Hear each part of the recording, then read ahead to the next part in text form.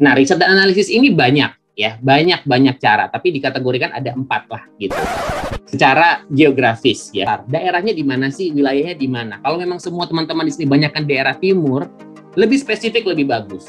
Nanti kita menentukan bagaimana cara kita mengkomunikasikannya kepada dia. Nah, kemudian yang kedua, secara demografis. Saking spesifiknya, kita perlu tahu usianya berapa. Kita harus tahu gendernya. Itu apa, wanita kah, pria kah, pendidikannya bahkan kita perlu tahu, pekerjaannya bahkan kita perlu tahu. Ada pertanyaan, kenapa harus sampai spesifik itu Kak Jimmy? Kita harus cari tahu. Kok kita harus jadi orang yang kepo? Kita harus tahu sampai sedalam itu gitu. Karena ini adalah dasar prinsip komunikasi ya. Semakin kita tahu siapa lawan kita bicara, semakin gampang pesan itu sampai. Kemudian ya, secara geografis, demografis, psikografis. Psikografis ini apa? Ini lebih mendalam lagi, ya. Ini lebih mendalam lagi. Minatnya apa? Gaya hidupnya seperti apa?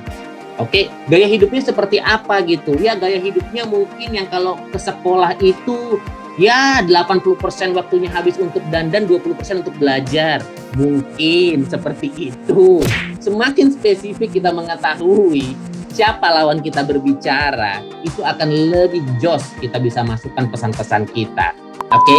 Kemudian yang keempat, ya, sosial dan budaya. Ini juga perlu, gitu kan. Semakin kita mengetahui gini, oh secara kelas sosial, ya ini bisa lah, ini kita sasar nih, mungkin dengan pendekatan yang A atau pendekatan yang B. Jadi intinya dari riset dan analisis ini adalah tingkatan di mana kita mengetahui, harus cari tahu, harus kepo, ya. Kepada siapa kita berbicara. 270 juta sekian warga Indonesia sekarang ini ya, lebih kurang.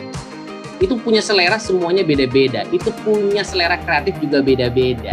Daripada kita pusing memikirkan 270 juta orang itu mau gimana, mari sama-sama kita pikirkan lebih detail pesan apa yang mau disampaikan. Konten apa? Apa tujuan kita membuat konten? Setelah itu baru kita berpikir kreatif dalam penyampaian.